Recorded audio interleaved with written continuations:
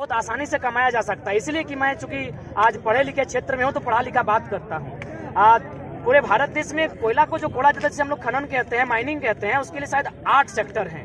BCCL, CCL, आपका ECL, MCL, NCL, WCL, ECL, इस प्रकार 8 यूनिट है। झारखंड में 3 यूनिट है। सेंट्रल कोल लिमिटेड, शॉर्ट में CCL, Bharat coking coal limited, short में BCCL, eastern coal limited, short में ECL। ये 3 कंपनियां झारखंड में कोयला कोड़ती है। लेकिन कैसे कोड़ती है? जबरन जमीन का अतिक्रमण करना।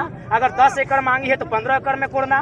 उसके बाद आप बेरमो क्षेत्र में चले जाइए, आप सिमरी के क्षेत्र में चले जाइए, या फिर आप चंद्रपुरा के क्षेत्र में चले जाइए, जहां खनन का कार्य हो रहा है, जहां माइनिंग का कार्य हो रहा है। जमीन ली गई 1951 में, जमीन ली गई 1964 में, और आज भी वह पीड़ित परिवार विस्थापन का दर्द झेलते हुए नौकरी पाने के लिए कभी हाई कोर्ट तो कभी सुप्रीम कोर्ट का दरवाजा खटखटा रहा है। आज भी 51 की नौकरी की मैं बात कर रहा हूँ, 70 साल बाद भी। वहीं चले जाइए NCL, जैसे हमारे यहाँ CCL है, आपका मध्य प्रदेश के साइड में NCL है, जिसे हम लोग फुल फॉर्म कहेंगे नॉर्दर्न कोल लिमिटेड, जो मुख्यतः सिंगरौली के क्षेत्र में है। वहाँ क्या होता है? NCL क्या करती है? सबसे पहले सर्वे करती है। सर्वे के माध्यम से जो लोग विस्थापित होंगे उनका एक डाटा तैयार करती है, और फाइनली विस्थापन करने से पहले उनको घर बना के देती है, उनको नियोजन देती है, उनको ढंग का मुआवजा देती है। लेकिन यहाँ लाठी मिलती है। मैंने कह सकते हैं डिक्टेटरशिप के तर्ज पर झारखंड के जो मूल लोग हैं, जिनकी जमीनें हैं, आप चले जाए करगली मौजा, चपरी मौजा, मकोली मौजा, उनको खत्म कर दिया गया है। 70 साल बाद उनको नौकरी नहीं मिली है, वे बर्बाद हो चुके हैं। तो ये जो है ना, ये लोग जानते हैं कि झारखंड में कोई भी काला कानून आसानी से बनाया जा सकता है, आसानी से झारखंड के लोगों को बोका बनाया जा सकता है। चले जाइए नागपुर में, वहाँ है WCL, वेस्टर्न कोल लिमिटेड। सेम रूल है कि कोयला बाद में कोड़ेंगे, पहले विस्थापितों को घर बना के देंगे, पैसा देंगे, नौकरी देंगे। आइए झारखंड, आइए धनबाद, बोकारो, रामगढ़, पिपरवार, NTPC आइए। पहले लाठी, पहले गाली, पहले जेल, फिर बच गए, बर्दाश्त कर लिए तो नौकरी मिलेगी। अभी 3rd ग्रेड 4th ग्रेड की नौकरी मिलेगी, लात जूता मिलेगा, फ्री में मिलेगा। तो इसीलिए मैं कह रहा हूँ, आज जो लोग भाई भाई की बात करते हैं, उनका एक बित्ता जमीन नहीं गया है, उन्हें क्या दर्द पता चलेगा कि हमने क्या खोया है।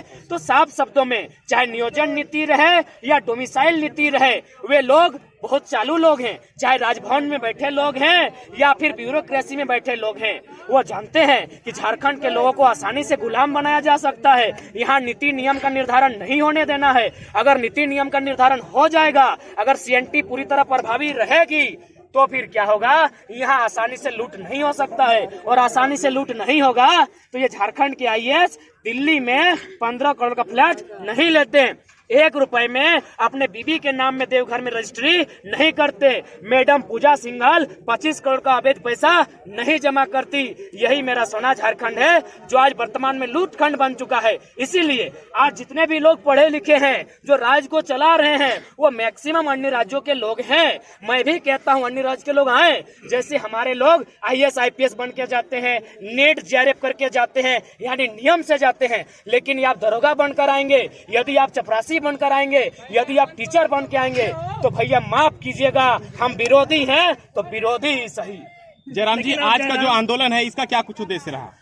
आज के आंदोलन का उद्देश्य है छात्र, यानी देश, आज भारत देश कहता है हम चीन का मुकाबला करेंगे, किसके दम पर? छात्र के दम पर। कहता है 65% नौजवान है। आप कल्पना कीजिए, अगर 65% नौजवान जो हजारीबाग के हॉस्टल्स में, रांची धनबाद के हॉस्टल्स में अपनी माँ का गहना को गिरवी रख के, पिताजी का खेत गिरवी रख के, बहन और भाई के सपने को गिरवी रख के 5 साल, कोई 10 साल तैयारी करता है, किसी का बाल पक चुका है, किसकी आंख की रोशनी चली गई है, जब उसको वैकेंसी नहीं मिलेगी और आप कहेंगे मुर्गी पालो, सुअर पालो, क्या बीतेगा उस दर्द को आप समझिए। तो आज का आंदोलन है स्टूडेंट के लिए, क्योंकि सबसे पहले अगर किसी को आपको मजबूत करना है, सबके से पहले अगर इस राज्य में किसी को खुशहाल करना है, तो सबसे पहले स्टूडेंट को करना होगा। स्टूडेंट मुस्कुराएगा, ये राज्य मुस्कुराएगा, ये देश मुस्कुराएगा। इसीलिए आज हम लोग नियोजन जो पॉलिसी, हमारी नियोजन नीति, उसी को लेकर हजारीबाग आए थे। सवाल होगा हजारीबाग ही क्यों? राजधानी रांची है, उप राजधानी दुमका है। हम खुले शब्द स्तर पे कहेंगे हजारीबाग हमारी शैक्षणिक राजधानी है, यानी कैपिटल ऑफ एजुकेशन। इसीलिए पढ़ने वाले छात्रों की संख्या यहाँ ज्यादा है। आज छात्रों के दर्द को अगर कोई समझेगा तो नेतृत्व हजारीबाग को करना होगा। ये पढ़ने वाले छात्र बहुत मुश्किल से अपने घर से चावल बना नहीं है कि झोला में भर गया हॉस्टल आने के लिए, आलू कोड़ाया नहीं कि झोला में भर गया, सीम गांगर झींगा सब झोला में भर गया कि बेटा पढ़ेगा, बेटा लड़ेगा, बेटा एक छोटा सा मामूली सा नौकरी लेके आएगा। लेकिन जैसे ही आता है आज 12 को vacancy cancel cancel cancel cancel. क्या आप उम्र को लौटा सकते हैं? क्या हमारे पक्के बाल को काला मेहंदी से सादा कर सकते हैं, नेचुरली सादा कर सकते हैं? कभी नहीं। क्या हमारी आंखों की रोशनी लौटा सकते हैं? तो आप ये क्यों बोल रहे हैं उम्र की सीमा बढ़ा देंगे?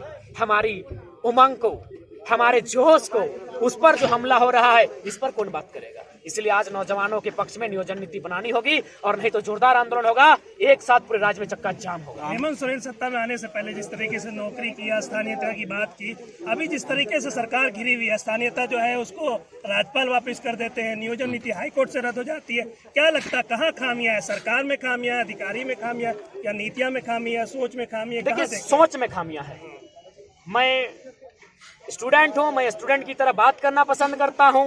जो लोग संविधान का हवाला देते हैं आर्टिकल 14, 15, 16, कभी कभी 19 का हवाला देते हैं, तो उनको 19 कक्षा भी पढ़ना चाहिए। अनुसूचित जनजातीय क्षेत्र में किस प्रकार का प्रतिबंध है। संविधान की अगर आप बात करते हैं तो आपको यह भी जानना होगा, भारतीय संविधान आर्टिकल 171 कहती है विधायक बनने के लिए कम से कम 60 होना चाहिए राज्य में, लेकिन 371 की कुछ धाराएं हैं जो सिक्किम और अरुणाचल प्रदेश को कहती है 30 विधायक से आप काम चला सकते हैं। इसी देश का संविधान अरुणाचल प्रदेश के लिए अलग कानून की बात कहता है, झारखंड बिहार के लिए अलग कानून की बात कहता है। यानी क्यों? जैसा देश वैसा भेष, यानी जैसा राज्य वैसा नीति। तो फिर झारखंड के राज्य के लोग अगर अपने पिछड़ेपन का